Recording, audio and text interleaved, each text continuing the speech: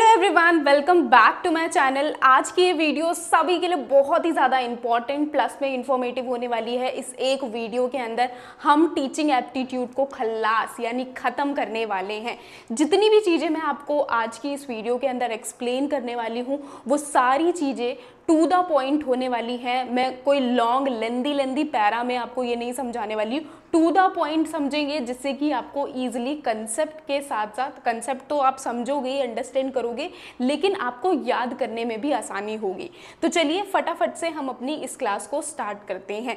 तो देखो, जैसा कि मैंने आपसे बोला, टीचिंग एप्टीट्यूड पूरी तरीके से हम खत्म करेंगे। तो सबसे पहले हम समझते हैं टीचिंग एप्टीट्यूड में क्या क्या पॉइंटर्स हैं जो कि हमें पढ़ने हैं।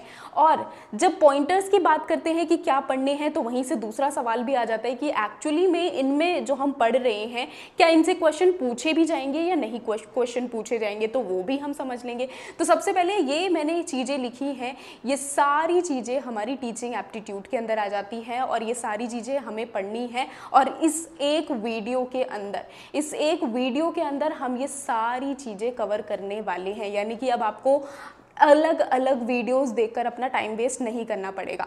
तो देखो, सबसे पहले तो हम टीचिंग, व्हाट इज टीचिंग, है क्या टीचिंग, उसके बारे में समझेंगे। टीचिंग मेथड्स क्या होते हैं, लेवल्स ऑफ टीचिंग क्या होती हैं, ऑब्जेक्टिव्स ऑफ टीचिंग होती है, ये सारी चीज़ें हमारी टीचिंग के अंदर आती है, वो सारी चीज़ें हम समझेंगे। नेक्स्ट, लर्नर्स कैरेक्टरिस्टिक्स, लर्नर के क्या कैरेक्टरिस्टिक्स होते हैं वो इंपॉर्टेंट है, एग्जाम में पूछे जाते हैं, हम उसको पढ़ेंगे। फैक्टर अफेक्टिंग टीचिंग, ऐसे कौन कौन से डिफरेंट फैक्टर्स हैं जो कि टीचिंग को अफेक्ट करते हैं। देन मेथड ऑफ टीचिंग, यानी कि क्या मेथड हो सकता है टीचिंग का, क्या ट्रेडिशनली रहा है और अभी मॉडर्न टाइम पर क्या मेथड रहा है। ओके, तो उसकी बात करेंगे। प्लस में क्या क्या न्यू इनिशिएटिव लिए गए हैं इन मेथड्स में, वो सारी चीज़ें हम इसके अंदर डिस्कस करेंगे। टीचिंग सपोर्ट सिस्टम, जिसके अंदर हम डिस्कस करते हैं कि ऐसे कौन कौन से सपोर्ट सिस्टम है जो कि टीचिंग को और इजी बनाते हैं। जैसे कि अभी आप देख रहे हैं यूट्यूब के थ्रू, आप क्या कर रहे हो, आप मेरी इस एक क्लास को देख रहे हो और मैं यहाँ पर क्या कर रही हूँ, मेरे पीछे ना कोई स्मार्ट बोर्ड लगा है ना ब्लैक बोर्ड लगा है, मैं सिर्फ एक पेन टैब और लैपटॉप की हेल्प से आपको यहाँ पर सारे कंसेप्ट ईजिली समझा रही हूँ। तो ये क्या है, टीचिंग सपोर्ट सिस्टम। अगर ये सारी चीज़ें नहीं होती तो मैं कैसे ही पढ़ाती आपको। तो इसके अलावा भी बहुत सारे अलग अलग जो टीचिंग सपोर्ट सिस्टम्स हैं उनको हम इसके अंदर पढ़ेंगे। Then evolution method, evolution systems क्या होते हैं उसको हम पढ़ेंगे। तो ये सारी चीज़ें हम आज की इस एक वीडियो के अंदर ख़त्म करने वाले हैं। अब मैं आपको बताती हूँ कि एक्चुअली में आपके क्वेश्चंस पूछे भी जाते हैं या नहीं पूछे जाते। तो देखो, यहाँ पर सारी चीज़ें मेंशन है कि किन में से कितने क्वेश्चन पूछे गए हैं और पूछे जाते हैं। 2019 में देखोगे आप कि 2019 में किस तरीके से सारे क्वेश्चंस कहाँ से पूछे गए हैं, सारे मेंशन है। टीचिंग से 2 क्वेश्चन हो गया, 20 में 1 क्वेश्चन हो गया, लेकिन 23 में टीचिंग से रिलेटेड 3 क्वेश्चंस आपके पूछे गए थे। वही लर्नर्स कैरेक्टर से रिलेटेड 5 क्वेश्चंस पूछे गए थे। Factor affecting teaching 1 question, method of teaching 3 questions. तो यानी कि ये जो टॉपिक्स हैं वो बहुत बहुत बहुत इंपॉर्टेंट टॉपिक्स हैं। हर बार आपके टीचिंग एप्टीट्यूड से क्वेश्चंस पूछे जाते हैं। तो टीचिंग एप्टीट्यूड एक इंपॉर्टेंट पार्ट है। हर बार आप देखो, जैसे कि 3 क्वेश्चन, 5 क्वेश्चन, 3 क्वेश्चन, इस तरीके से पूछ लिए जाते हैं। ओके, तो इसको स्किप नहीं कर सकते। और मैं कह रही हूँ कि इंपॉर्टेंट के साथ साथ ये काफ़ी ज़्यादा ईजी भी है। ओके, तो चलो एक बार हम स्टार्ट करते हैं। टीचिंग एप्टीट्यूड को हम यहाँ पर स्टार्ट कर रहे हैं और सबसे पहले हम क्या पढ़ने वाले हैं, सबसे पहले हम टीचिंग को पढ़ रहे हैं। ओके, कि टीचिंग है क्या। तो टीचिंग के नेचर की सबसे पहले हम बात करते हैं। नेचर और कैरेक्टरिस्टिक्स ऑफ टीचिंग, ये सारे आपको टू द पॉइंट मैंने बताए हैं। ये बताए क्यों हैं, क्योंकि एग्जाम में ऐसे ही क्वेश्चन पूछे जाते हैं। Teaching is a social process, teaching क्या है, एक सोशल प्रोसेस है। सोशल प्रोसेस क्यों है भाई, टीचिंग तभी तो एग्जिस्ट कर सकती है। इंडिविजुअली मैं अपने आप को तो नहीं पढ़ाऊंगी ना, आप सामने हो और मैं यहाँ पर हूँ। 1 to 1 क्या होता है टीचिंग के लिए, हमें क्या चाहिए, एक सोशल प्रोसेस का मतलब क्या है कि सिर्फ एक इंडिविजुअली टीचिंग नहीं हो सकती। ओके, यानी कि हमें एक से ज़्यादा लोग चाहिए होते हैं टीचिंग करने के लिए। ओके, जैसे कि टीचिंग जो है वो क्या होती है, इंटरैक्टिव प्रोसेस। इंटरैक्टिव यानी कि मैं पढ़ा रही हूँ आपको और आप सामने पढ़ रहे हो। ओके, आप ये क्लास ले रहे हो, तो ये क्या हुआ, एक सोशल प्रोसेस तो हुआ ही। लेकिन जब आप इस वीडियो के नीचे कमेंट करके मुझे बताओगे कि मैम आपने अच्छा पढ़ाया, या आपने जो चीज़ें एक्सप्लेन की है इसके अंदर हम कुछ और ऐड ऑन करना चाहते हैं, तो वो क्या हो गई, यही टीचिंग प्रोसेस हमारा इंटरैक्टिव प्रोसेस भी बन जाएगा। नेक्स्ट आ जाती है teaching is formal and informal. Teaching formal भी होती है, इनफॉर्मल। फॉर्मल यानी कि जब मैं आपको, जैसे कि मैं अपने ऑफिस में पढ़ाती हूँ, अंडर 24/7 में जब मैं पढ़ाती हूँ, या फिर मैं अगर जा रही हूँ स्कूल पढ़ा रही हूँ, स्कूल में जा रही हूँ, तो स्कूल में क्या होते हैं, सामने पूरा परफेक्ट एनवायरनमेंट होता है, डेस्क लगे होते हैं, बच्चे होते हैं, पीछे क्या होता है, ब्लैक बोर्ड होता है। तो वो क्या हो गया, टीचिंग एक फॉर्मल तरीके से स्कूल में पढ़ाई जा रही है, कॉलेजेस में पढ़ाई जा रही है। टीचिंग इनफॉर्मल मेथड कैसे है, जैसे कि अभी मैं आपको पढ़ा रही हूँ, तो अभी मेरे पास ना तो ये कोई इन्वायरमेंट है, मैं घर पर ही पढ़ा रही हूँ, एक कमरे में पढ़ा रही हूँ, ना तो मेरे पास कोई एक परफेक्ट सेटअप है, ये छोटा सा सेटअप मैं बनाकर आपको पढ़ा रही हूँ। तो ये क्या है, एक इनफॉर्मल वे ऑफ टीचिंग है। ओके, नेक्स्ट आ जाती है teaching is skilled process. Skill process क्यों है भाई, स्किल्ड प्रोफेशन क्यों है, इसीलिए है कि भाई जब मैंने स्किल्स सीखी है, मैंने already UGC net exam clear किया है, मैं ऑलरेडी, मुझे पता है कि टीचिंग किस तरीके से होती है, मैं ऑलरेडी एक्सपीरियंस हूँ, है ना। तो जब मेरे अंदर नॉलेज है, मेरे अंदर स्किल है, तभी तो मैं आपको वो चीज़ें, वो नॉलेज दे पाऊंगी, तभी मैं वो स्किल्स आपको समझा पाऊंगी। ओके, नेक्स्ट ये क्वेश्चन, ये जो यहाँ पर मैंने लिखा है, ये आपका प्रीवियस ईयर क्वेश्चन भी रह चुका है। Teaching is an art as well as science. Teaching एक आर्ट भी है, क्योंकि जिस तरीके से आप अपनी चीज़ों को एक्सप्लेन कर रहे हैं, वो क्या है, आर्ट के ज़रिए ही आप एक्सप्लेन कर सकते हो, है ना। जैसे कि मैं जब भी क्लासेस लेती हूँ इंग्लिश लिटरेचर की, तो मैं एग्जाम्पल्स में अपनी एवरीडे लाइफ के कुछ एग्जाम्पल्स ऐड करती हूँ, कुछ मैं मूवीज़ के एग्जाम्पल ऐड करती हूँ। तो यानी कि टीचिंग को क्या हम किस तरीके से पुट कर रहे हैं, हम कितना एफर्ट पुट कर रहे हैं, कितना आर्ट उसके अंदर लगा रहे हैं, है ना। नेक्स्ट आ जाती है साइंस। का मतलब ये नहीं है कि आपको जो वो पढ़ने वाली साइंस मीन्स कि नॉलेज से रिलेटेड है। Teaching is planned activity. Planned यानी कि ऑलरेडी हमारे पास प्री प्लान होता है। अब जैसे मुझे आपको ये क्लास प्रोवाइड करनी थी, तो मैंने एक दिन पहले अपने जितने भी नोट्स थे उनको रिवाइज किया, मैंने एक पीपीटी प्लान की, है ना। तो यानी कि सारी चीज़ें मैंने ऑलरेडी प्री प्लान करके फिर उसके बाद मैं आपको पढ़ा रही हूँ ना, एकदम से आगे तो आपको नहीं पढ़ा रही हूँ। नेक्स्ट आ जाती है teaching is a social service. Social service वही जो मैंने आपको बोला कि मैं आपको अपनी नॉलेज, जो मेरे पास नॉलेज है वो मैं आपको दे रही हूँ, तो एक सोशल सर्विस हो जाती है। ओके, तो ये कैरेक्टरिस्टिक्स होते हैं टीचिंग के, बहुत इंपॉर्टेंट है, क्योंकि ये एग्जाम में पूछे जाते हैं, घुमा फिरा के आपसे पूछ लिए जाएंगे, तो ये इंपॉर्टेंट है। नेक्स्ट आ जाते हैं मॉडल्स ऑफ टीचिंग। टीचिंग के क्या क्या मॉडल्स होते हैं, तो आपको याद रखने हैं। यहाँ पर 3 मॉडल्स हैं टीचिंग के। तो सबसे पहले छोटे से शुरू करते हैं हम। ओके, तो सबसे पहले छोटा वाला हमारा क्या आ जाता है, सबसे पहले आ जाता है हमारा पेडोलॉजी, एंड्रोलॉजी एंड हीडोलॉजी। ओके, ये 3 हमारे क्या होते हैं, मॉडल्स होते हैं टीचिंग के। मॉडल्स का मतलब क्या है कि ये एक स्पेसिफिक बच्चे हैं और इनको, एक स्पेसिफिक एज के बच्चे हैं, इनको हमें किस तरीके से ट्रीट करना है, किस तरीके से पढ़ाना है। पेडियोलॉजी में क्या हो जाता है, इसके अंदर याद रखना आपको कि ऐसे बच्चे हैं जो बिल्कुल छोटे किड्स हो गए। ओके, छोटे बच्चे हैं। अब इन छोटे बच्चों को आपने कभी देखा होगा, कभी ट्यूशन आपने पढ़ाया होगा, तो इन छोटे बच्चे को क्या करके देना होता है, इनकी कॉपी लो और इनकी कॉपी में उठाकर आपको खुद ही ABCD लिखनी होती है। देन उसके बाद कई बार इनका हाथ पकड़कर आपको ABCD लिखवानी पड़ती है। तो यानी कि आपको याद रखना है पेडोलॉजी ये क्या होती है, यहाँ पर जो बच्चों का माइंड है वो इतना ज़्यादा डेवलप नहीं हुआ होता है। तो ये कैसी होती है, ये टीचर सेंटर अप्रोच होती है, यानी कि टीचर के ऊपर ही सारी चीजें डिपेंडेंट होती हैं। ओके, बच्चा जो है वो फुल्ली डिपेंडेंट है टीचर के ऊपर। नेक्स्ट आती है एंड्रोलॉजी। ये क्या होती है, ये अडल्ट लर्निंग है। अडल्ट लर्निंग यानी कि जस्ट एग्जाम्पल आप 12th क्लास में हो, तो 12th में क्या होता था, 12th में आपको टीचर समझाती थी, एक्सप्लेन करती थी। तो यहाँ पर टीचर जो है वो एज अ इंस्ट्रक्टर और एज अ गाइड वर्क करती है, और बाकी सारी चीज़ें कौन करता है, बच्चा खुद पढ़ता है ना। टीचर सिर्फ और सिर्फ आपको एक्सप्लेन कर देती है, लेकिन वो आपको हाथ पकड़कर नहीं लिखवाती कि अरे तुमने आधा ब्लैक बोर्ड से आधा लिखा नहीं है, रब कर दिया, चलो मैं तुम्हारी कॉपी में नोट डाउन कर दे। नहीं, ऐसा नहीं होता था ना। तो ये क्या हो जाती है, हमारा सेकंड स्टेज आ जाता है ये।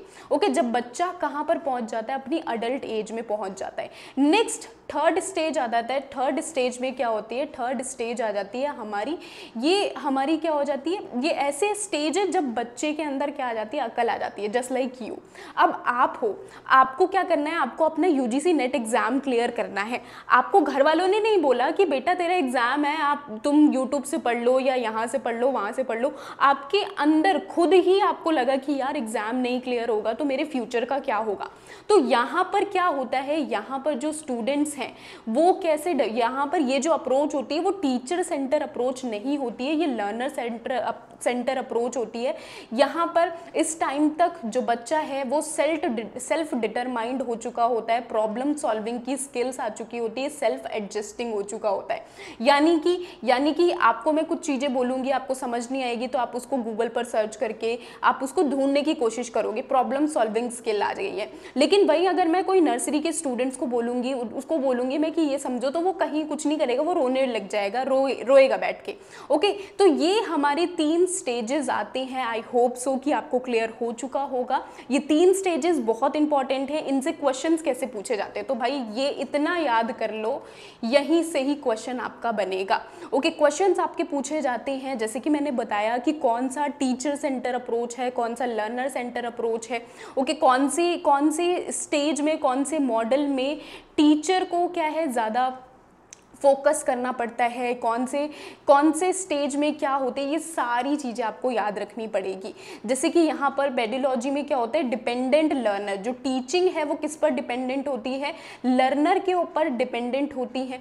ओके, यानी कि क्या करना होता है, teaching dependent on pedagogy refer to teaching dependent learner. Teaching dependent learner यानी कि जो लर्नर है वो किस पर डिपेंडेंट है टीचिंग के लिए, वो किस पर, टीचर पर ही पूरा टोटली डिपेंडेंट है। वहीं पर ही सेल्फ डायरेक्टेड लर्नर, जब आप 12th में हो तो आप क्या है, सेल्फ डायरेक्टेड लर्नर हो। सेल्फ डिटरमाइंड लर्नर, जब आप क्या है, आप अभी कॉलेज में हो, अपनी ग्रेजुएशन आपने कर ली है, पोस्ट ग्रेजुएशन कर ली है, तो आपको पता है आपके लिए सही गलत क्या है, आपके अंदर जो क्रिटिकल एनालिटिकल स्किल्स भी आ चुकी हैं। ओके, तो ये सारी चीज़ें यहाँ पर मैंने सारी चीज़ें एक्सप्लेन की हैं। डिपेंडेंसी रोल क्या होते हैं तीनों स्टेजेस में टीचर के, फोकस ऑन लर्निंग, किस पर कैसा फोकस होता है, प्रॉब्लम ओरिएंटेड होती है। ओके, तो ये सारी चीज़ें एक बार आप अपनी तरीके से आप इसको बस रट्टा मार लेना। वैसे आपको एक बार जब बेसिक आपको समझ में आ गया तो आपको ये इतना याद रखने की ज़रूरत पड़ेगी नहीं। तो ये सारी चीज़ें, हाँ एक सेकेंड, हाँ, तो आपको बस ये सारी चीज़ें आपको याद रखनी है। नेक्स्ट आ जाते हैं हम, नेक्स्ट कौन सा टॉपिक है हमारा, तो मॉडल्स ऑफ टीचिंग ये हो गया। नेक्स्ट आ जाते हैं हम लेवल्स ऑफ टीचिंग, क्या क्या लेवल्स होते हैं टीचिंग के।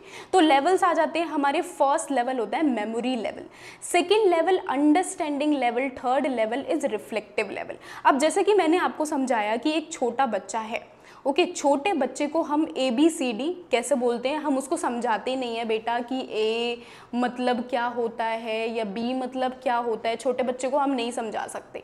हम उसको डायरेक्ट बचपन से ही रट्टा लगवाते हैं, A for apple, B for ball, C for cat, है ना, डायरेक्ट बचपन से ही रट्टा लगवा रहे हैं। लेकिन अंडरस्टैंडिंग लेवल में क्या होता है, अंडरस्टैंडिंग लेवल जब क्या है, आप 12th में आए, 12th में आपको पता है कि आपको जो टीचर पढ़ा रही हैं, आप उस कंसेप्ट को आप समझ रहे हो।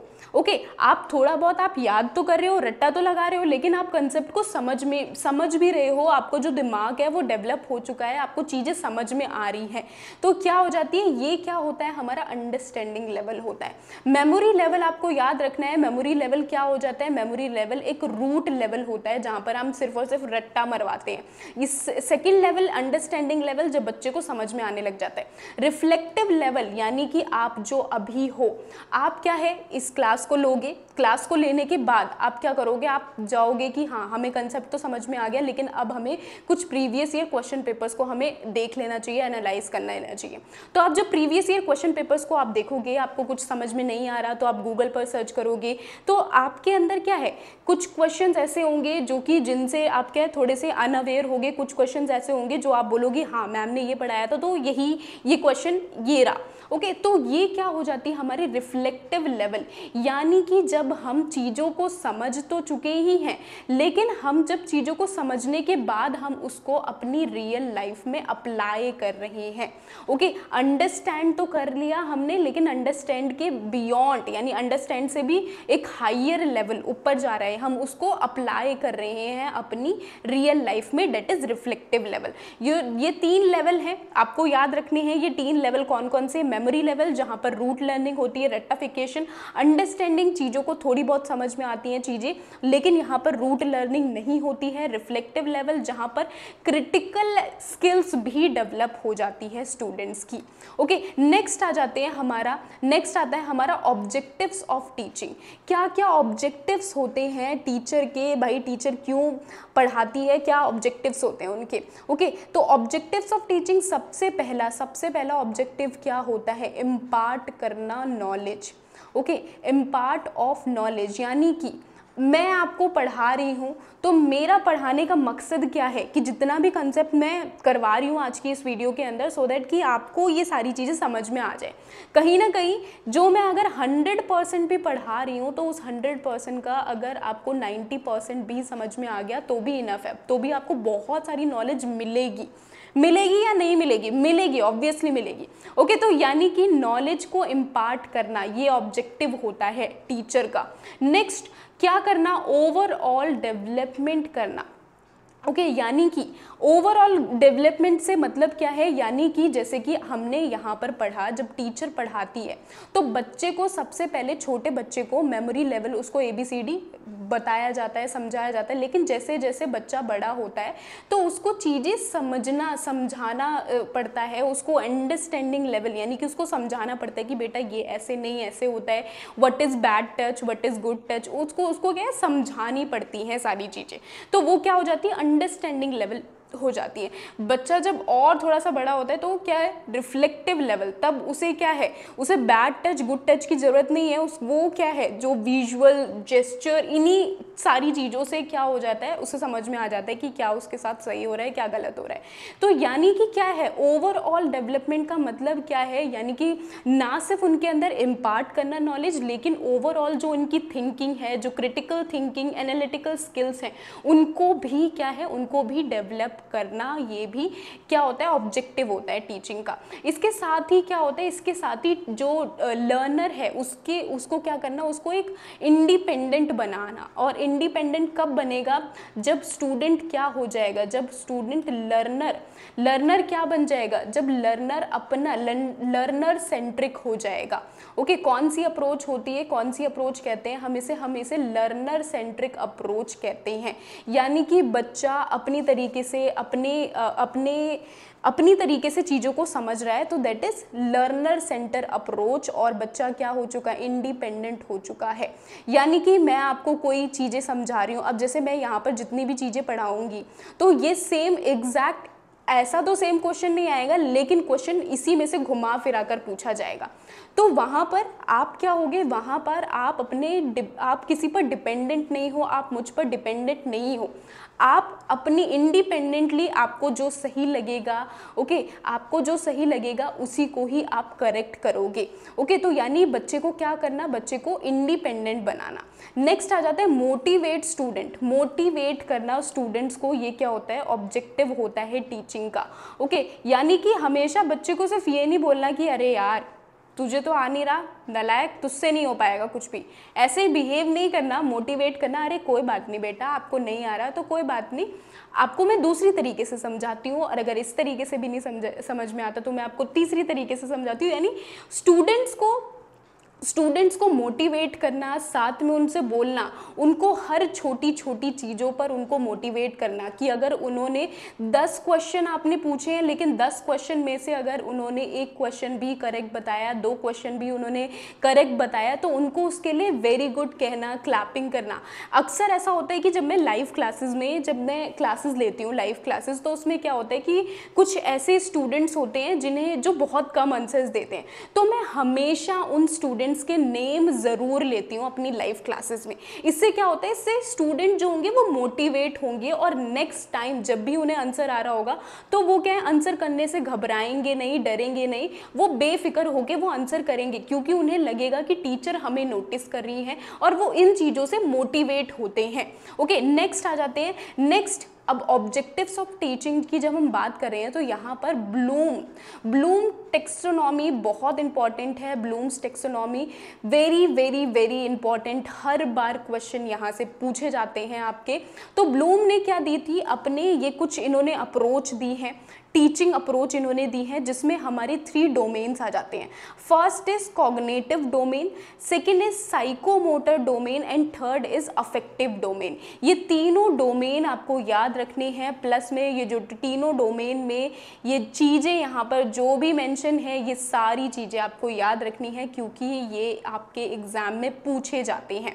सबसे पहले हम आ जाते हैं ब्लूम्स टेक्सोनॉमी के कॉग्निटिव डोमेन की बात करते हैं। तो कॉग्निटिव डोमेन जो कि कैसे वर्क करता है, ये नॉलेज बेस्ड डोमेन होता है, नॉलेज पर वर्क करता है, यानी कि ये ओवरऑल आपको ये बताएगा कि आपकी कितनी नॉलेज है। और हाँ, नॉलेज बेस्ड डोमेन दिमाग से कनेक्टेड होता है ये वाला। ओके, तो देखो यहाँ पर सबसे पहले तो आपको ये जो भी लेवल्स यहाँ पर मेंशन किए गए हैं आपको याद रखने बहुत बहुत बहुत इंपॉर्टेंट है।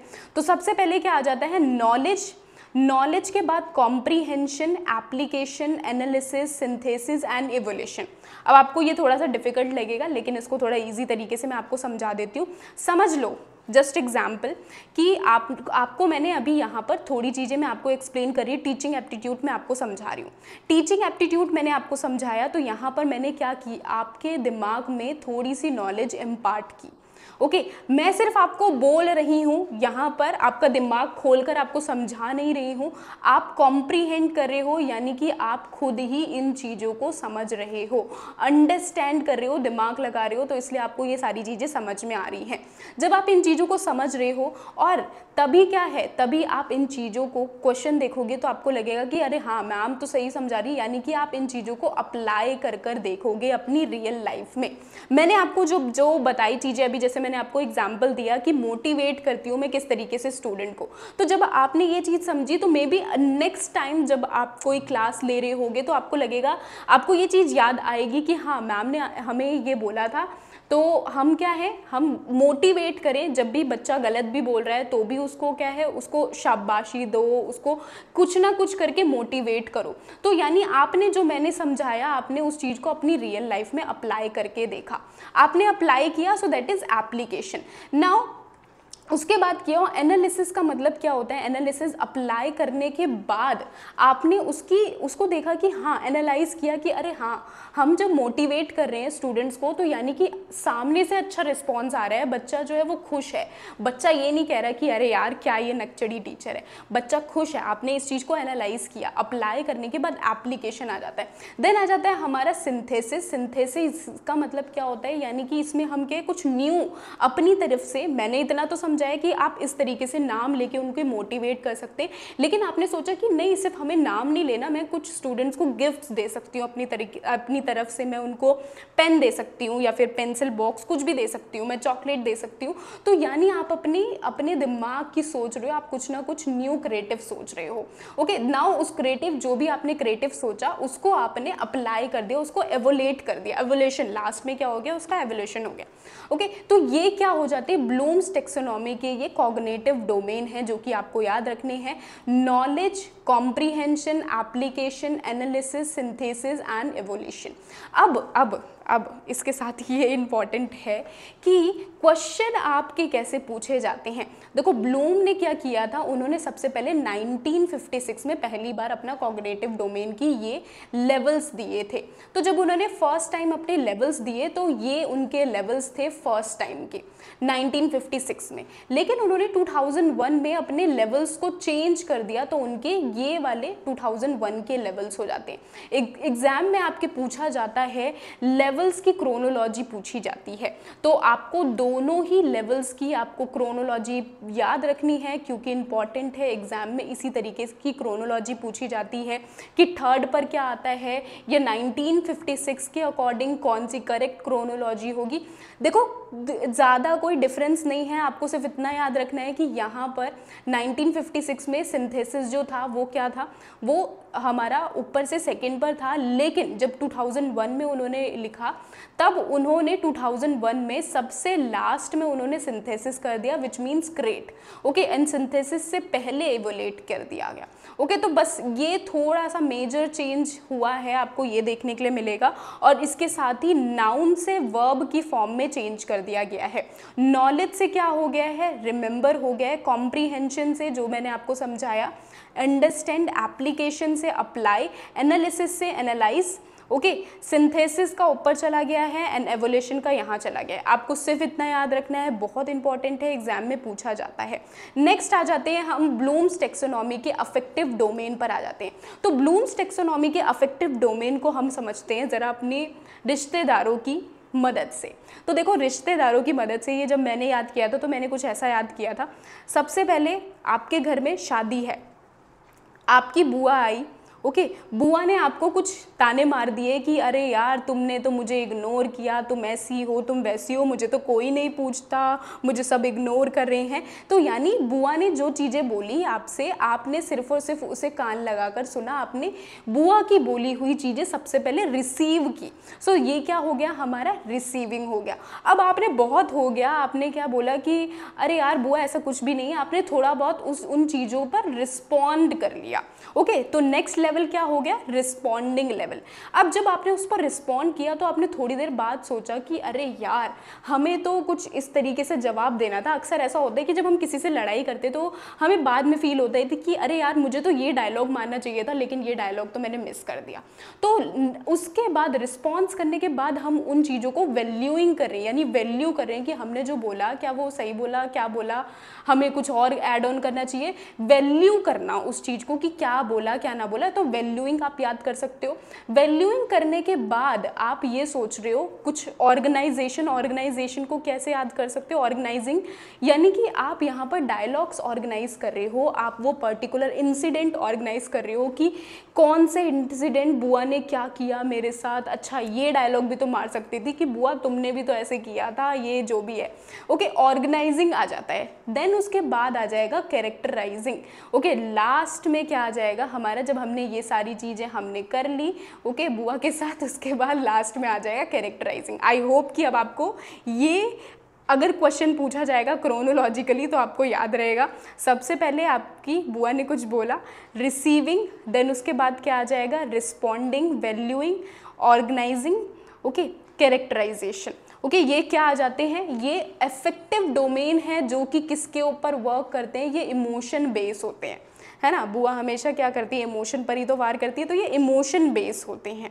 ओके, ये आपको याद रखना है। नेक्स्ट आ जाते हैं, नेक्स्ट आता है हमारा साइकोमोटर डोमेन। साइकोमोटर डोमेन ये क्या होते हैं, एक्शन बेस होते हैं साइकोमोटर डोमेन।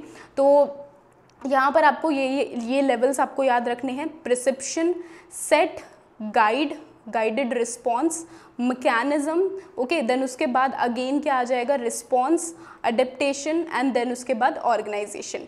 ये सारे लेवल्स आपको याद रखने हैं, इंपॉर्टेंट है। ओके, ये लेवल्स इंपॉर्टेंट है, आपको याद रखने हैं। तो हाँ, इसी के साथ ही हमारी जो ब्लूम्स टेक्सोनॉमी है वो हमारी यहाँ पर एंड होती है। और हमारा जो टीचिंग, जो what is teaching, objectives, models, levels, हमने ये सारी चीज़ें हमने अभी तक कंप्लीट कर ली हैं। आई होप सो कि इतना आपको बिल्कुल क्लियर हो गया होगा, आपको कोई डाउट नहीं होगा। नेक्स्ट आ जाते हैं लर्नर्स कैरेक्टरिस्टिक्स, कि लर्नर के क्या क्या कैरेक्टरिस्टिक्स होते हैं, इसकी बात कर लेते हैं हम। तो लर्नर कैरेक्टरिस्टिक्स सबसे पहले आ जाता है पर्सनल कैरेक्टरिस्टिक्स। अब पर्सनल कैरेक्टरिस्टिक्स जब मैंने क्वेश्चन देखा था तो क्वेश्चन पूछे गए थे एज से रिलेटेड, एज जेंडर से रिलेटेड क्वेश्चन पूछे गए थे, बट ये करेक्ट होगा। पर्सनल में क्या आ जाता है, यानी कि जो लर्नर है उसकी एज कितनी है, कौन सा जेंडर है, क्या मेल है या फीमेल है। ओके, मेल है फीमेल है, इस पर भी डिपेंड करता है कि उसको हमें किस तरीके से पढ़ाना है और उसका जो ब्रेन है वो किस तरीके से वर्क करेगा। आपको पता है पर्सनल कैरेक्टरिस्टिक्स, अगर कोई 9 साल का बच्चा है तो उसका ब्रेन अलग तरीके से वर्क करेगा, वहीं पर अगर कोई 19 साल का बच्चा है तो उसका ब्रेन अगर अलग तरीके से वर्क करेगा। 9 साल का बच्चा है तो हम उसको क्या पढ़ाएंगे, उसको हम चीज़ें, उसको क्या है अंडरस्टैंड, इतना अच्छे से वो अंडरस्टैंड नहीं कर पाएगा, उसका जो मेमोरी लेवल है वो अच्छा होगा। ओके, वहीं पर जो 19 साल का बच्चा है वो क्या है, वो चीज़ों को अंडरस्टैंड तो करेगा ही, अंडरस्टैंड करने के साथ साथ उसका जो रिफ्लेक्टिव लेवल है, ओके, वो रिफ्लेक्ट भी कर पाएगा। तो दोनों चीज़ें यहाँ पर होंगी। तो यानी कि डिपेंड करता है कि टीचर को किस तरीके से पढ़ाना है, वो डिपेंड करता है लर्नर के क्या क्या कैरेक्टरिस्टिक्स हैं। ओके, तो पर्सनल कैरेक्टरिस्टिक्स में एज आ जाता है, जेंडर आ जाता है, इसके अलावा भी बहुत सारी चीज़ें आ जाती हैं इसके अंदर। तो एज, जेंडर, आपको ये चीज़ें याद रखनी है, इसमें ये कलर वगैरह मत याद रख लेना, कलर से कोई वो नहीं है।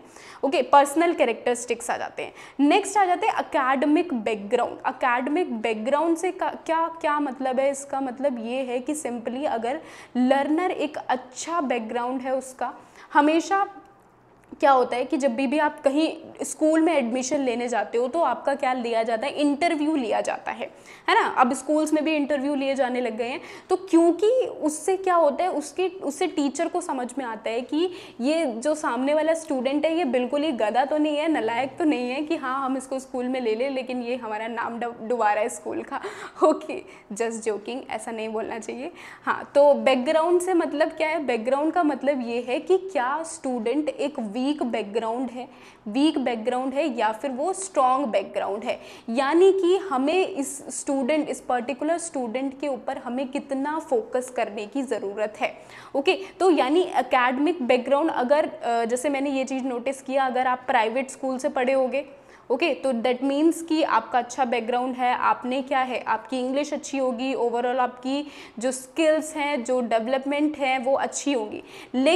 लेकिन अगर आपने वहीं पर गवर्नमेंट स्कूल से पढ़ा है तो फिर आपको क्या है, आपकी हिंदी अच्छी होगी, खैर मेरी हिंदी तो फिर भी बेकार थी, तो क्या होता है उससे क्या होती है, थोड़ा सा इंग्लिश क्या होती है, कमज़ोर होती है थोड़ी सी, ऐसा बोलना नहीं चाहिए बट हाँ यही सच्चाई है। ओके, नेक्स्ट आ जाते हैं हम social and emotional characteristics. Social and emotional characteristics का मतलब क्या है, यानी कि जो बच्चा है वो इमोशनली कैसा है, सोशली कैसा है।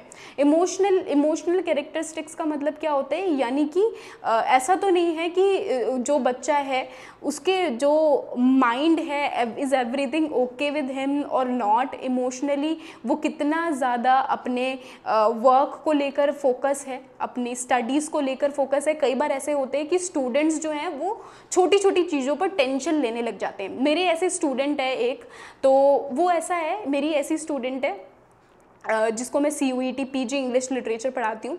तो ऐसा है कि वो हर छोटी बात पर पैनिक हो जाती है, हर छोटी बात पर वो घबराने लग जाती है। इवन जब भी मैं एक लाइव क्लासेस, पेड क्लासेस चलती है उसमें भी वो घबराने लग जाती है। तो मैं अक्सर उस पर्टिकुलर स्टूडेंट के साथ एक अलग बिहेवियर होता है मेरा, और जो रेस्ट ऑफ द स्टूडेंट्स हैं उनके साथ मेरा अलग बिहेवियर होता है, बिकॉज आई नो कि वो इमोशनली थोड़ी सी क्या है, थोड़ी सी ज़्यादा लाइक अलग है अदर स्टूडेंट से, तो उसके साथ जो मेरा बिहेवियर है वो मुझे थोड़ा अलग रहना पड़ता है। ओके, तो यानी कि जो सोशल इमोशनल कैरेक्टरिस्टिक्स हैं वो भी मैटर करते हैं लर्नर के। ओके, एट द एंड क्या आ जाते हैं, कॉग्निटिव कैरेक्टरिस्टिक्स। कॉग्निटिव में जो हमने अभी पढ़ा कि किस तरीके से हमारी जो नॉलेज है, नॉलेज बेस होता है कि यानी कि कुछ स्टूडेंट्स ऐसे होते हैं जिनको जल्दी समझ में आ जाते हैं, कुछ स्टूडेंट्स ऐसे होते हैं जिनको थोड़ा टाइम लगता है समझने में, तो उनको एक तरीके से, एक मेथड से समझ नहीं आ रहा तो दूसरे मेथड से समझाना पड़ता है, दूसरे मेथड से भी नहीं समझ में आ रहा तो तीसरा हमें करना पड़ता है। तो ये सारी चीज़ें, अब ऐसा लगता है कि मैं टीचिंग एप्टीट्यूड तो अपनी लाइफ के एग्जाम्पल से ही भर दूंगी, तो ये हो जाता है। अच्छा, इसके अलावा मैंने यहाँ पर कुछ अदर पॉइंटर्स भी ऐड किए हैं जो कि मैं आपको नोट्स दूंगी, तो आपको सिर्फ और सिर्फ क्या है, एक बार इसकी रीडिंग कर लेना तो आपको ये समझ में आ जाएगा कि की कैरेक्टरिस्टिक्स क्या क्या होते हैं, यहाँ पर अडल्ट लर्निंग के क्या कैरेक्टरिस्टिक्स होते हैं। तो ज़्यादा कुछ है नहीं इसमें। ओके, आपको सिंपल सिंपल चीज़ें यहाँ पर याद रखनी है। प्रॉब्लम सेंटर, ठीक है, लर्निंग इज प्रॉब्लम सेंटर, यानी कि अगर जो बच्चा है वो क्या है, वो ना सिर्फ अंडरस्टैंड कर रहा है बट उसमें क्या है, प्रॉब्लम, रीज़न, ओके, इन चीज़ों के ऊपर भी क्वेश्चन मार्क कर रहा है, पूछ रहा है कि ये आखिर ऐसा हुआ तो क्यों हुआ। ओके, तो ये एक बार आप ये दोनों देख लेना। नेक्स्ट आ जाते हैं हम इंडिविजुअल, क्या डिफरेंस होते हैं इंडिविजुअली जो स्टूडेंट्स होते हैं उनमें क्या क्या डिफरेंस होते हैं। तो रिफ्लेक्टिव थिंकर, रिफ्लेक्टिव थिंकर यानी कि वो किस चीज़ को, कौन सी जो हमने चीज़ें समझी अभी, एप्लीकेशन लेवल को वो किस तरीके से, रिफ्लेक्टिव लेवल जो जहाँ पर क्रिटिकल थिंकिंग वर्क करती है तो किस तरीके से उसको रिफ्लेक्ट कर रहा है। Practical thinking, creative thinking, conceptual thinking, ये आपको सिर्फ और सिर्फ आपको ऐसे याद रख लो क्योंकि इनसे इन डेप्थ क्वेश्चन नहीं पूछे जाते हैं, पूछा जाएगा तो डायरेक्ट क्वेश्चन पूछा जाएगा। नेक्स्ट आ जाते हैं हम फैक्टर अफेक्टिंग टीचिंग, ये हमारा आ जाता है टॉपिक 3। ओके, तो सोचो हमने इतनी जल्दी ये सारे टॉपिक कवर कर लिए।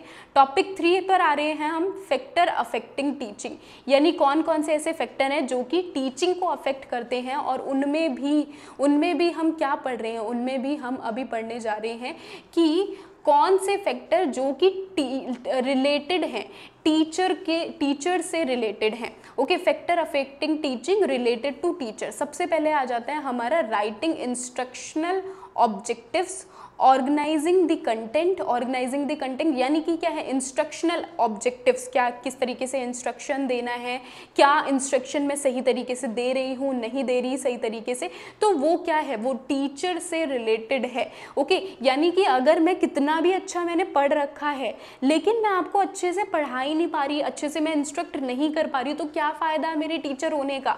ओके, तो दैट इज़ वो क्या है, एक हमारा इंस्ट्रक्शनल ऑब्जेक्टिव्स की बात करता है। ऑर्गेनाइजिंग द कंटेंट यानी कि जो भी कंटेंट है आप किस तरीके से उस कंटेंट को प्रोवाइड कर रहे हो, दैट इज ऑल्सो मैटर। यानी कि देखो, अब मैं ये वीडियो आपको एक सिंगल वीडियो भी दे देती, लेकिन मैंने सोचा व्हाई नॉट कि मैं एक वीडियो में सारी चीज़ें आपको प्रोवाइड करूं, तो मैंने सारी चीज़ें ऑर्गेनाइज की। ओके, क्यों ऑर्गेनाइज की, क्योंकि आई नो कि इससे आप लोगों का सबसे पहले तो आपका टाइम बचेगा, आपको यहाँ वहाँ जाना नहीं पड़ेगा, ये ज़्यादा वीडियो नहीं ढूंढनी पड़ेगी, एक वीडियो के ज़रिए आप टॉपिक भी कवर कर लोगे, प्लस में आपकी रिवीजन भी हो जाएगी एट द एंड। ओके, तो इसीलिए ऑर्गेनाइजिंग द कंटेंट। नेक्स्ट आ जाता है creating set for introducing the lesson. Okay, introducing the lesson यानी कि आप क्या कर रहे हो, टीचर में क्या होता है, टीचर को सबसे पहले क्या है, अब डायरेक्टली मैं आपको प्रीवियस ईयर क्वेश्चन पेपर करवाने लग जाऊं तो क्या आपको समझ में आ जाएगा, नहीं आएगा ना। सबसे पहले आपको बेसिक तो कवर होना चाहिए आपका टीचिंग एप्टीट्यूड का, तभी आपको समझ में आएगा। इंट्रोड्यूसिंग अ लेसन, सब देन उसके बाद introducing a lesson. Structuring classroom question, यानी क्लासरूम के अंदर कुछ क्वेश्चंस पुट करना जिससे कि टीचिंग जो है, जो पढ़ा रहे हैं, हमारी जो क्लास है वो कैसी बने, एक इंटरेक्टिव बन सके। सिर्फ और सिर्फ मैं समझाए जा रही हूँ आपको यहाँ पर आकर खड़े होके मैं ये पॉइंटर्स पढ़ा दूँ आपको समझ में आएगा, नहीं आएगा। लेकिन जब मैं इसके अंदर कुछ एफर्ट्स पुट कर रही हूँ, ओके, मैं कुछ क्वेश्चंस आपसे पूछ रही हूँ, तो उससे क्या होगा, इंटरेक्टिव तो बनेगी और आपको समझ में भी ज़्यादा अच्छे से आएगा। Question delivery and it's distribution. Okay, same वही, यानी कि हमें क्या करना होता है, कुछ क्वेश्चंस को हम डिलीवर करेंगे तो इससे क्या होगा, जो हमारी लर्निंग प्रोसेस है वो और ज़्यादा आसान होगा और अच्छा होगा, इंटरेक्टिव होगा। Response management. ओके, तो ये फैक्टर अफेक्टिंग टीचिंग, यानी कि कौन कौन से फैक्टर हैं जो कि टीचर को अफेक्ट करते हैं, टीचर से रिलेटेड होते हैं। टीचर अगर अच्छा कंटेंट बनाकर नहीं देगी, ओके, तो यानी कि कितनी भी अच्छी टीचर है, अच्छे से वो पढ़ा नहीं पाएगी, अच्छा क्या है, अच्छे से वो इंस्ट्रक्ट नहीं कर पाएगी, तो बेकार है टीचर बनने का।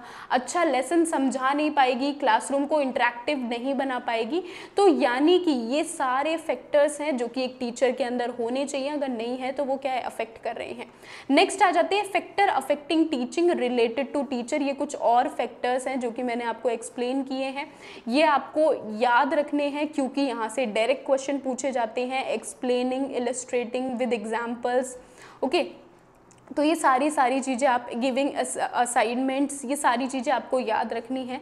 यूजिंग टीचिंग एड्स, ठीक है, मैनेजमेंट ऑफ क्लास, ये सारी चीज़ें आप एक बार याद कर लेना। ओके, नेक्स्ट आ जाते हैं हम factor affecting teaching related to learner. Learner से कौन कौन से टीचिंग जो है वो रिलेटेड होती है, उनको क्या अफेक्ट करते हैं। तो लर्नर की कैरेक्टरिस्टिक्स, जैसे कि अभी हमने पढ़ा, जहाँ पर मैंने आपको बोला था कि लर्नर की एज मैटर करती है। अगर बच्चा छोटा है तो यानी कि हमें क्या है, छोटा बच्चा है तो वो चीज़ें, मैं आपको बड़ी लेवल की चीज़ें समझा रही हूँ, उसको समझ में नहीं आएगा। तो यानी कि एज मैटर करती है, लर्नर की क्या एज है। अगर कम एज है, एक्सप्लेनेशन कुछ अलग तरीके से किया जा रहा है, तो यानी कि वो क्या है, एक जो गैप है वो बना रहेगा। ओके, तो ये क्या है, लर्नर के कैरेक्टरिस्टिक्स को अफेक्ट करेगी और वो साथ में क्या है, टीचिंग को भी अफेक्ट करेगी। मैच्योरिटी लेवल क्या है, यानी कि कोई ऐसा होता है ना कि स्टूडेंट्स वो बड़े तो हो जाते हैं, एज में भी बड़े हो जाते हैं, लेकिन स्टिल जो उनकी जो कैपेबिलिटी होती है चीज़ों को समझने की, अंडरस्टैंड करने की, वो इतनी ज़्यादा इनफ नहीं होती as compare to other students. तो क्या है, मैच्योरिटी लेवल क्या है स्टूडेंट का, ये भी टीचर को टीचिंग को अफेक्ट करती है। इंटेलिजेंस, कुछ स्टूडेंट्स ऐसे होते हैं जिनको एक बार में समझाया उन्हें सब समझ में आ गया। इवन दो मेरे तो कुछ ऐसे भी स्टूडेंट्स होते हैं जो कि अगर कई बार मैं कंसेप्ट समझा रही हूँ ना, तो क्वेश्चन मैंने उन्हें दिया जस्ट कि हाँ, क्वेश्चन में मैंने 2 वर्ड्स लिखे ही हैं और वो तुरंत मुझे आंसर बता देते हैं कि मैम ये आंसर होगा। तो यानी उनका इंटेलिजेंस लेवल कितना है वो भी अफेक्ट करता है टीचिंग को, क्योंकि कुछ स्टूडेंट्स, अगर 2 स्टूडेंट यहाँ पर 2-3 स्टूडेंट इंटेलिजेंट हैं, वहीं कुछ स्टूडेंट ऐसे भी तो होंगे जो कि वीक होंगे। तो हमें दोनों को ही बैलेंस में बनाकर चलना होगा। ओके, मोटिवेशंस पायर नॉलेज, यानी कि उनको पहले से कितनी नॉलेज है। ओके, उनको क्या बेसिक नॉलेज है या नहीं है। ओके, आपको मैं, जैसे कि मैंने अभी आपको बोला कि मैं आपको कोई कंसेप्ट समझा रही हूँ। ओके, कंसेप्ट को मैं आपको बोल रही हूँ कि मैं आपको बोल रही हूँ कि अरे मैंने पेंसिल फेंकी और पेंसिल तो नीचे गिर गई, पेंसिल मैं ऊपर से फेंक रही हूँ, पेंसिल नीचे गिर गई। अब आपको पता है कि बिकॉज ऑफ ग्रेविटेशन ये हो रहा है, लेकिन अगर आपको ये बेसिक नॉलेज हो ही नहीं ग्रेविटेशन की, तो क्या आपको ये कंसेप्ट समझ में आ पाएगा? नहीं समझ में आ पाएगा। ओके, तो यानी कि आपकी बेसिक नॉलेज है या नहीं है। Okay, ethnic group, social economic status, जो कि अभी मैंने आपको समझाया, सोशल इकोनॉमिक स्टेटस यानी कि जो इन्वायरमेंट है लर्नर का, वो भी अफेक्ट करता है। Okay, interest of the learners influence to the teaching in the classroom, कितना इंटरेस्टेड है सामने वाला पढ़ने में।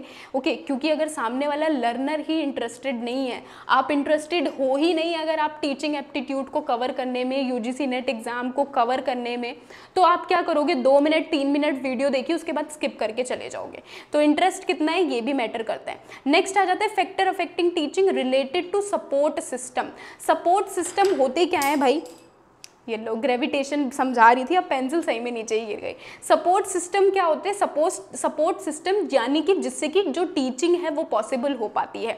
अभी जैसे कि मैं यहाँ पर पेन का यूज़ कर रही हूँ, लैपटॉप का यूज़ कर रही हूँ। ओके, तो ये क्या है, ये टीचिंग के सपोर्ट सिस्टम है, जिसकी वजह से ये जो टीचिंग प्रोसेस है वो एग्जैक्टली हो पा रहा है। So that is support system. अब सपोर्ट सिस्टम में सबसे पहले क्या आ जाती है, हमारी टीचिंग स्ट्रेटेजीज, यानी कि जो टीचर है वो किस तरीके से पढ़ा रहा है उसकी स्ट्रेटजी भी मैटर करती है। या तो मैं आपको सिंपली यहाँ पर मैं आपको पैराग्राफ से एक्सप्लेन कर रही हूँ, teaching is the process of art and science, अगर मैं आपको ऐसे एक्सप्लेन कर रही हूँ तो यानी आपको कुछ समझ नहीं आ रहा है ना। तो यहाँ पर मैंने क्या किया, यहाँ पर मैंने जब छोटे छोटे एक बुलेट पॉइंटर्स मैंने यहाँ पर रखे हैं, तो इस स्ट्रेटेजी से आपके लिए क्या है, समझने में भी आसानी है और आपको आसान भी लग रहा है। ओके, तो स्ट्रेटेजी मैटर करती है। नेक्स्ट आ जाता है, हमारे जो टीचिंग होती है वो 2 तरीके की होती है। एक होता है traditional method, modern method. Traditional method में क्या होता है, आपने बचपन में जैसे पढ़ा है चॉक का यूज़।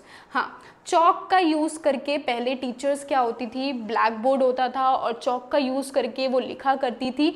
चॉक टॉक मेथड इसे बोलते हैं। Okay, chalk and talk method बोलते हैं ट्रेडिशनल मेथड को।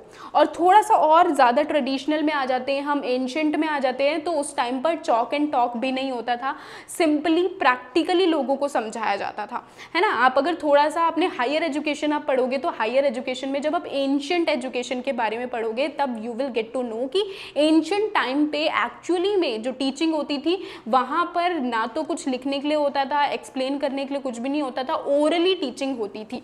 ओके, तो ट्रेडिशनल मेथड आ जाते हैं। देन ट्रेडिशनल मेथड के साथ साथ मॉडर्न टाइम पर क्या क्या चेंजेस हुए। मॉडर्न मेथड में जैसे मैंने आपको बताया कि अब क्या आ चुके हैं, अब स्मार्ट बोर्ड्स आ चुके हैं जिनकी हेल्प से आपको पढ़ाया जाता है।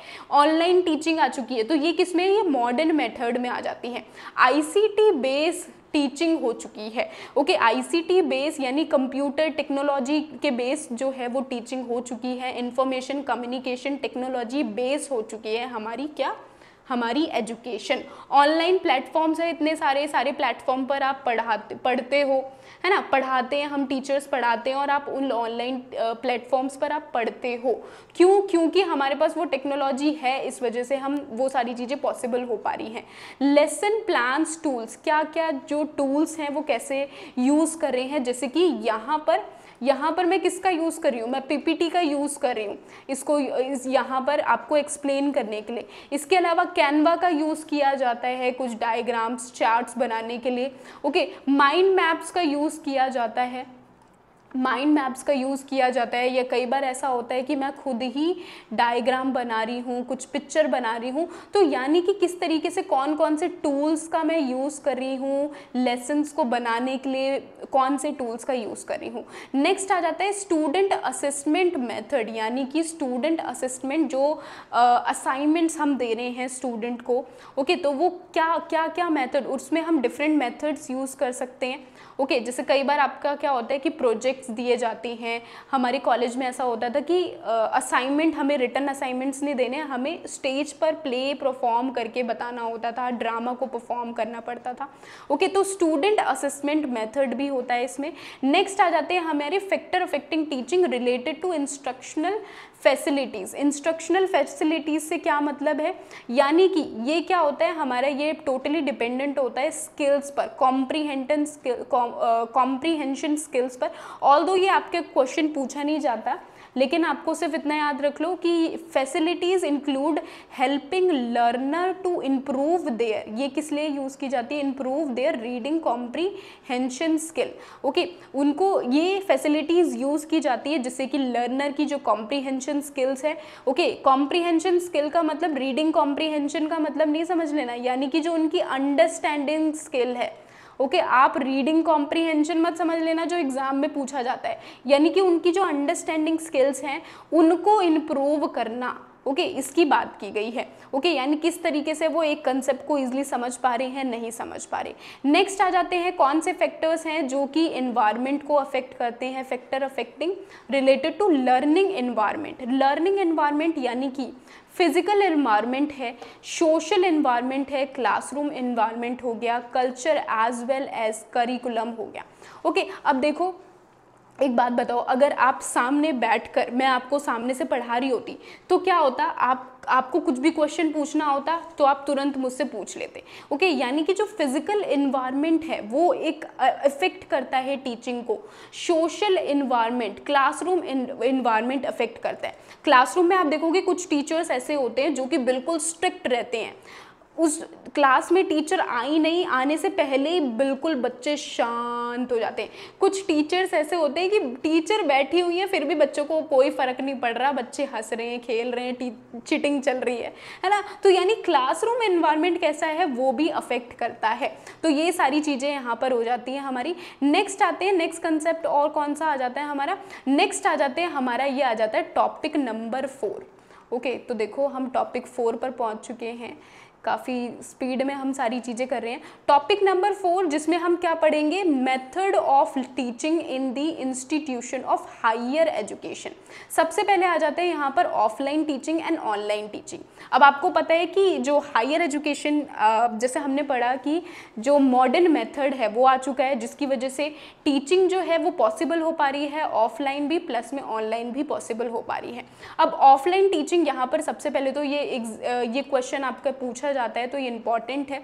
इंटरेक्शन विद स्टूडेंट, इन दोनों के डिफरेंस मैं आपको एक्सप्लेन कर देती हूँ। ऑफलाइन में क्या होता है, ऑफलाइन में ज़्यादा जो टीचर्स हैं वो इंटरेक्ट कर पाती हैं, समझा पाती हैं, 1-to-1 इंटरेक्शन होती है ऑफलाइन में।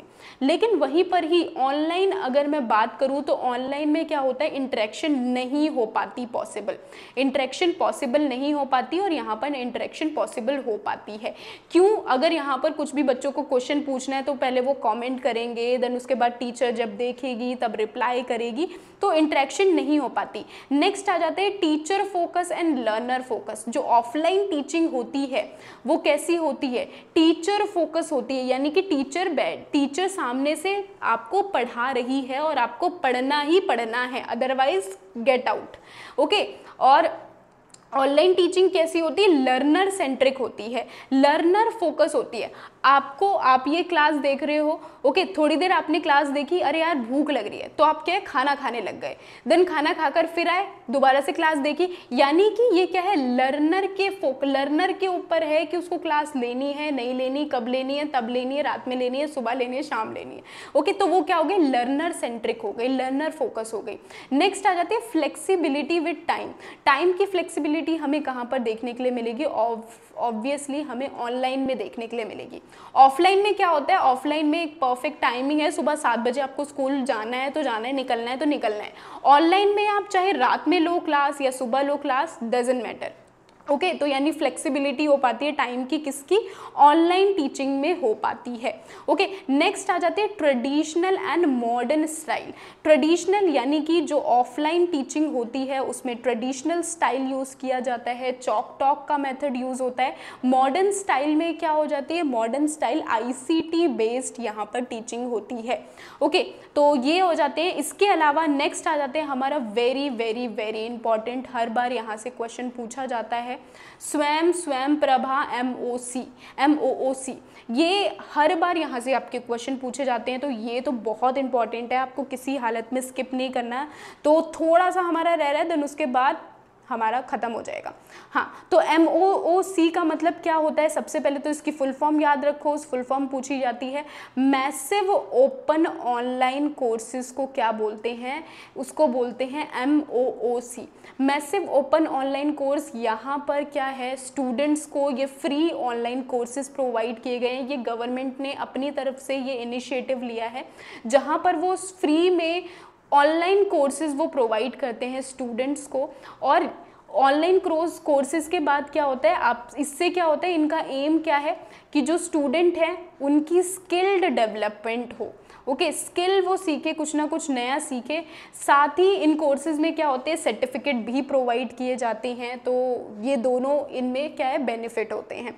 अब MOOC आपको आई होप समझ में आ गया होगा। ओके, और इसकी फुल फॉर्म आपको याद रखनी है, वेरी इंपॉर्टेंट। MOOC जैसे कि यहाँ पर मैंने आपको बताया, देयर में भी 1 लाख प्लस स्टूडेंट इसके अंदर हैं। एनीवन, कहीं से भी कोई भी इसको इन कोर्सेज के लिए रजिस्टर कर सकते हैं। Okay, course work is deliver entirely over the internet, सिर्फ और सिर्फ इंटरनेट पर ही सारे कोर्सेज प्रोवाइड किए जाते हैं। यानी कि ये कैसा है, एक ऑनलाइन टीचिंग मेथड है। ओके, ऑनलाइन आपको कोर्सेज प्रोवाइड किए जाते हैं। इसके अंदर ऑनलाइन कोर्स हैं MOOC, जिसके अंदर बहुत सारे डिफरेंट कोर्सेज प्रोवाइड किए जाते हैं। नेक्स्ट आ जाते हैं, आपको इनके नेम्स याद रखने हैं। ओके, क्योंकि इनके नेम्स आपके एग्जाम में पूछे जाते हैं। कैनवस नेटवर्क हो गया, यूनिवर्सिटी हो गया, future learn, open to study, ये सारे के सारे MOOC से रिलेटेड हैं। ओके, तो आपको ये सारे याद रखने हैं। ये क्वेश्चन आपका पिछली बार पूछा जा चुका है, ये क्वेश्चन आपका पिछली बार पूछा जा चुका है। ओके, तो ये सारे आपको यहाँ पर जितने मेंशन हैं आपको याद रखने हैं। OC, the government of India has taken several initiative such as, ये तीनों आपको याद रखने हैं। प्रीवियसली क्वेश्चन पूछे जा चुके हैं, प्रीवियस ईयर क्वेश्चन पेपर में मैं आपको नेक्स्ट वीडियो में मैं आपको दिखा भी दूंगी। तो तीनों ही इम्पॉर्टेंट है, MOOC से रिलेटेड हैं। ये क्या है, ये सबसे पहले EDUSET, तो ये क्या है, ये एक एजुकेशनल सैटेलाइट है। ओके, एजुकेशनल सैटेलाइट है, आपको नाम याद रखना है। नेक्स्ट आ जाता है इंफॉर्मेशन लाइब्रेरी नेटवर्क। इसका कैसे, इससे आप देखोगे प्रीवियस ईयर क्वेश्चन आपके पूछे जा चुके हैं, फुल फॉर्म से रिलेटेड क्वेश्चन पूछा जा चुका है, इसके अलावा और इन डेप्थ में इसके क्वेश्चन पूछे जाते हैं। सीईसी प्रीवियस ईयर क्वेश्चन आ चुका है, फुल फॉर्म पूछी गई थी प्रीवियस ईयर क्वेश्चन में सीईसी। आपको क्या करना है, एक बार यूट्यूब पर सर्च करना आप लोग सीईसी, जहाँ पर यूट्यूब पर आप देखोगे कि फ्री में बहुत सारी एजुकेशनल वीडियोस आपको प्रोवाइड की जाती हैं। ओके, एजुकेशनल वीडियोस आपको इस सीईसी चैनल पर मिल जाती हैं, तो यहाँ पर आपको ये मिल जाती हैं। तो ये सारी चीज़ें क्यों की गई है, ताकि जो एजुकेशन है इंडिया के अंदर, जो ओपन एजुकेशन है उसको प्रमोट किया जाए। ओके, ओपन एजुकेशन को प्रमोट करने के लिए ये सारी चीज़ें की गई हैं। तो MOOC को और अभी जो है इसके ऊपर मैं और इन डिटेल वीडियो लेकर आऊँगी, प्रीवियस ईयर क्वेश्चन पेपर्स के ज़रिए भी हम इसको समझेंगे। नेक्स्ट आ जाते हैं स्वैम इज़ वेरी इंपॉर्टेंट, हर बार इनसे क्वेश्चन पूछे जाते हैं। MOOC, स्वयं प्रभा से क्वेश्चन पूछे जाते हैं।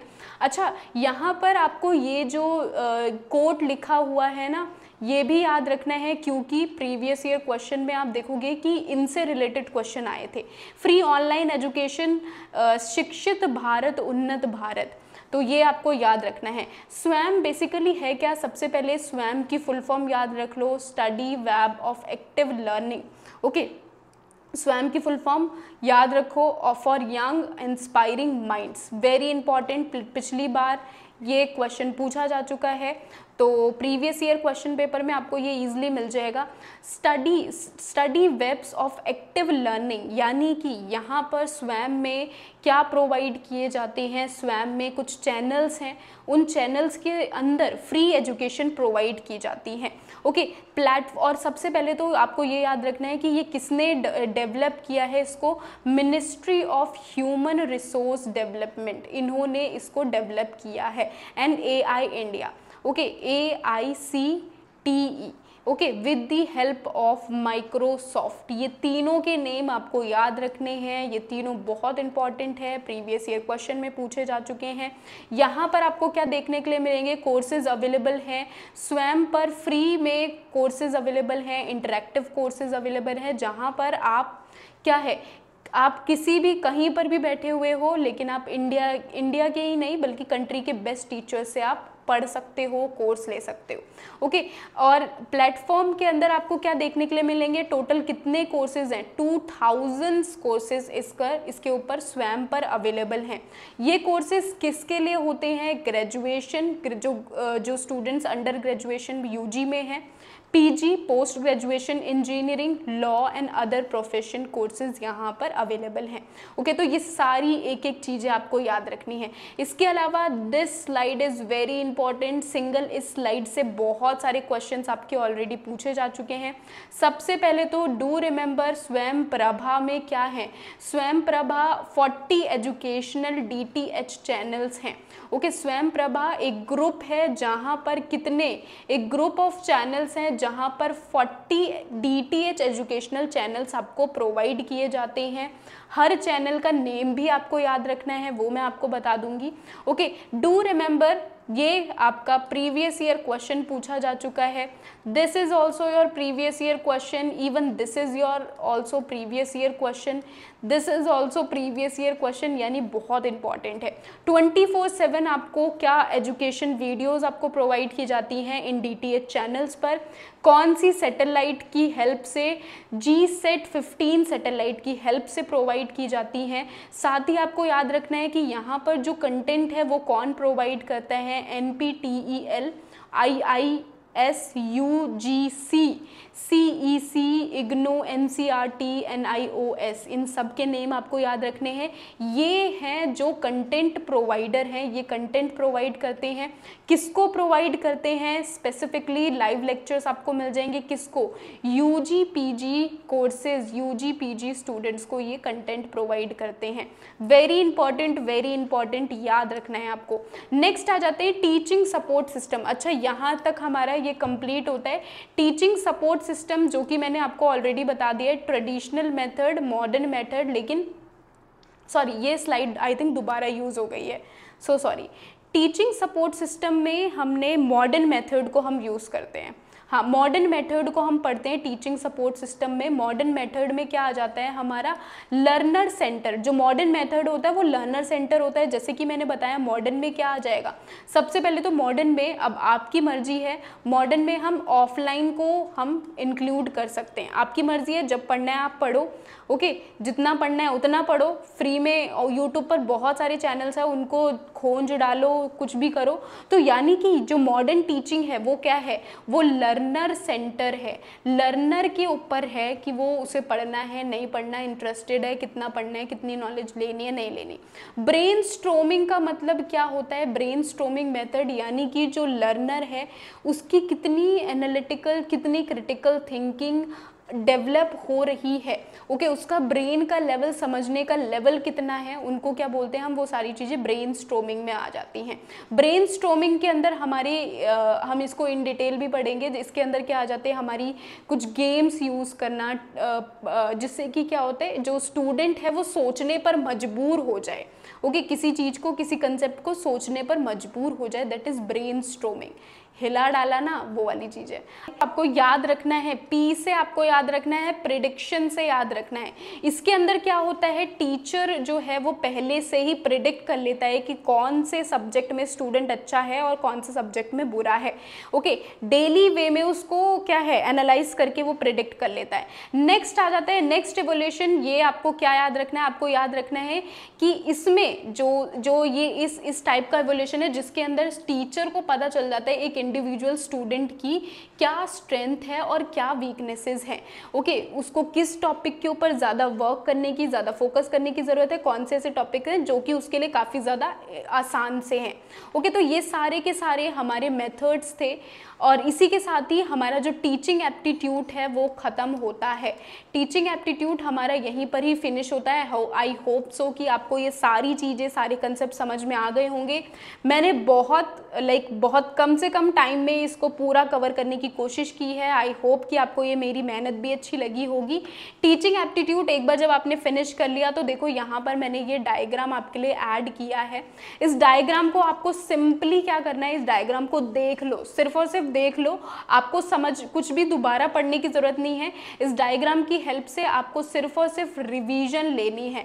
रिवाइज करोगे सारे कंसेप्ट आपको दोबारा याद आ जाएंगे, ओके। तो ये देखो, ये यहाँ पर मैंने क्या यूज़ किया है, यहाँ पर मैंने एक माइंड मैप यूज़ किया है। इस माइंड मैप के ज़रिए आपको सारी चीज़ें रिवाइज हो जाने वाली है। ये माइंड मैप, ऑल्दो मैं आपको बता दूं कि ये माइंड मैप मैंने एक बुक से स्क्रीनशॉट लिया है।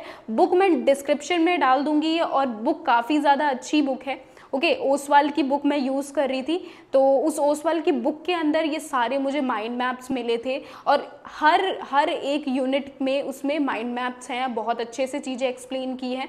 तो अगर आपको बुक परचेज़ करनी होगी तो जो बुक है, बुक का लिंक मैं डिस्क्रिप्शन में डाल दूँगी, ओके, वहाँ से आप इस बुक को परचेज कर सकते हो। काफ़ी अच्छी, काफ़ी हेल्पफुल बुक है। अच्छा, इसके साथ ही मैं आपको बता दूं कि आज की जो हमारी क्लास थी, आज हमने बिल्कुल बेसिक चीज़ें कंप्लीट की हैं। बेसिक चीज़ें हमने बिल्कुल कंप्लीट कर ली हैं। अब आपको सिर्फ और सिर्फ क्या करना है, अब आपको सिर्फ और सिर्फ प्रीवियस ईयर क्वेश्चन पेपर पर ध्यान देना है। तो प्रीवियस ईयर क्वेश्चन पेपर्स भी मैं आपको करवा दूंगी। नेक्स्ट अपकमिंग वीडियोज़ में प्रीवियस ईयर क्वेश्चन पेपर्स भी कर लेंगे। प्रीवियस ईयर क्वेश्चन पेपर्स के ज़रिए आपको जो कुछ टॉपिक्स हैं उनको मैं और ज़्यादा इन डेप्थ में मैं आपको बता दूंगी, जिससे कि आपके जो कंसेप्ट एक बार क्लियर हो चुके हैं वो और अच्छे से क्लियर हो जाएंगे, ओके। तो आई होप सो कि आपको ये वीडियो अच्छी लगी होगी। इसके साथ ही जो मैंने PDF है वो कहाँ पर, मैं टेलीग्राम में डाल दूंगी। टेलीग्राम का लिंक मैं डिस्क्रिप्शन में डाल दूंगी, तो वहाँ से आप इस PDF को ले सकते हैं। इस PDF को रिवीजन की तरीके से आप यूज़ कर सकते हैं। आपको वीडियो अच्छी लगी होगी तो लाइक करना बिल्कुल मत भूलना और मेरी मेहनत के लिए तो ज़रूर लाइक कर देना, ओके। मिलते हैं हमारी नेक्स्ट अपकमिंग वीडियो में, तब तक के लिए बाय।